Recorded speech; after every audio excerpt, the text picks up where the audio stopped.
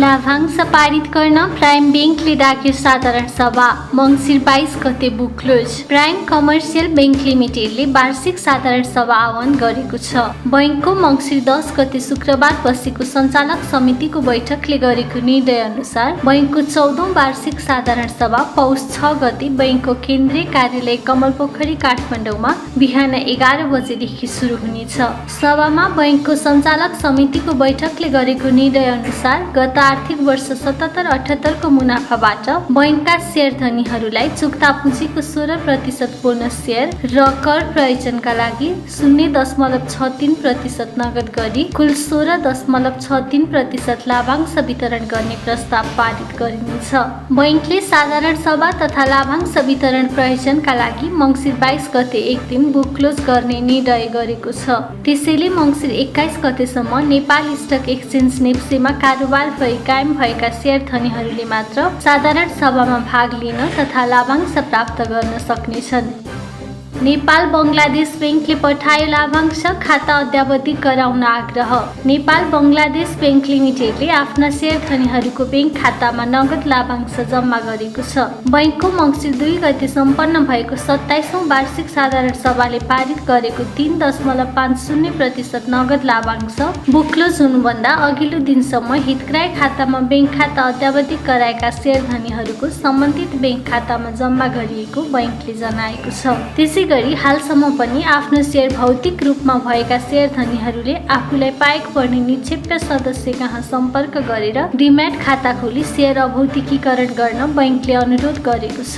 बैङ्कको शेयर धितो राखी अन्य ब्याङ्क तथा वित्तीय संस्थाबाट ऋण लिएका शेयर धनीहरूले सम्बन्धित ब्याङ्क तथा वित्तीय संस्थाबाट लाभांश रकम फुकुवा पत्र उपलब्ध गराए पश्चात मात्रै नगद लाभांश बापतको रकम सम्बन्धित ब्याङ्क खातामा पठाइने पनि बैङ्कले जनाएको छ।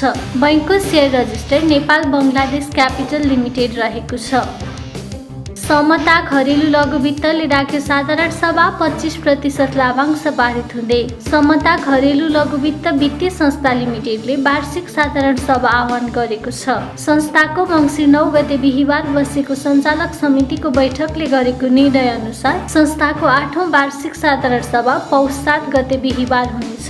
सभामा संस्थाको सञ्चालक समितिको बैठकले गरेको निर्णय अनुसार गत आर्थिक वर्ष 77-78 को मुनाफाबाट संस्थाका शेयर धनीहरूलाई चुक्ता पुँजीको 20% बोनस शेयर र 5% नगद गरी कुल 25% लाभांश वितरण गर्ने प्रस्ताव पारित गरिनेछ।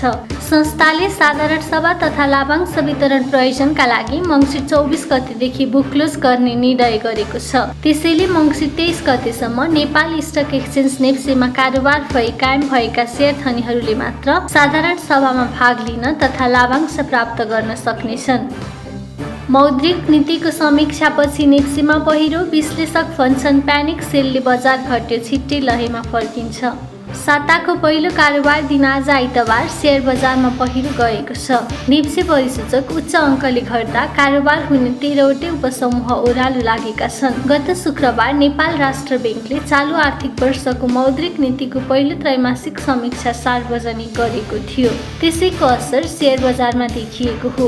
अहिलेको बजारको अवस्थामा बोल्दै विश्लेषकहरूले प्यानिक सेलले गर्दा बजार घटेको र फेरि छिट्टै लयमा फर्किने बताएका छन्। नेपाल स्टक एक्सचेन्ज का अनुसार आज आइतबार शेयर कारोबार मापक नेप्से परिसूचक 80.29 अङ्कले घटेर 2651.49 बिन्दुमा झरेको छ।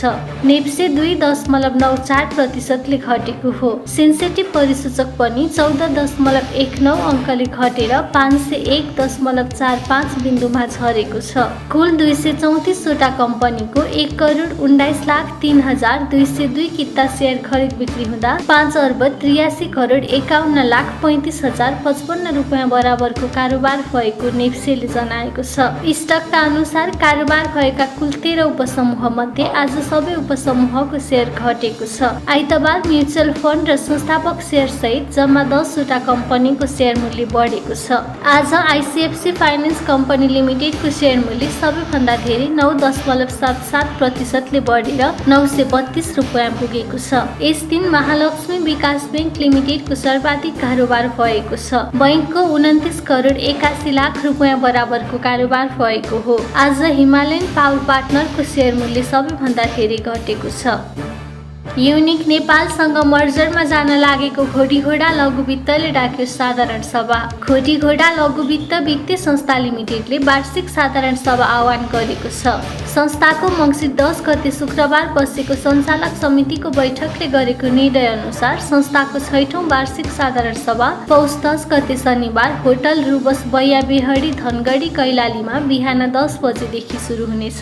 युनिक नेपाल लघु वित्तसँग मर्जरमा जान सम्झौता पत्रमा हस्ताक्षर गरेको हुनाले नेपाल स्टक एक्सचेन्ज नेप्सीमा गत कार्तिक 30 गते आइतबारबाट खोटीघोडा लघु वित्त वित्तीय संस्था लिमिटेडको शेयर कारोबार रोक्का रहेको छ।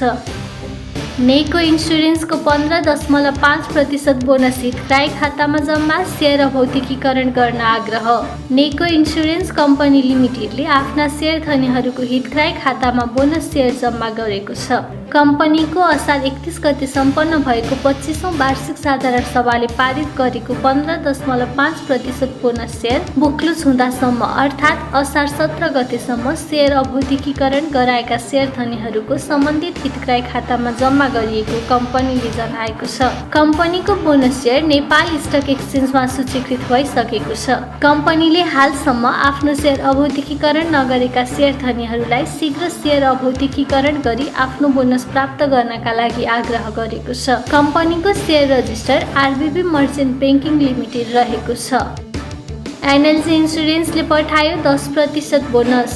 एनएलजी इन्स्योरेन्स कम्पनी लिमिटेडले आफ्ना शेयर धनीहरूको हितग्राही खातामा बोनस शेयर जम्मा गरेको छ। कम्पनीको साउन 21 गते सम्पन्न भएको 15औं वार्षिक साधारण सभाले पारित गरेको 10% बोनस शेयर साउन 13 गतेसम्म शेयर अभौतिकीकरण गराएका शेयर धनीहरूको सम्बन्धित हितग्राही खातामा जम्मा गरिएको कम्पनीले जनाएको छ। कम्पनीले हालसम्म आफ्नो शेयर अभौतिकीकरण नगरेका शेयर धनीहरूलाई शीघ्र शेयर अभौतिकीकरण गरी आफ्नो बोनस प्राप्त गर्नका लागि आग्रह गरेको छ। कम्पनीको share registrar RBB merchant banking limited रहेको छ।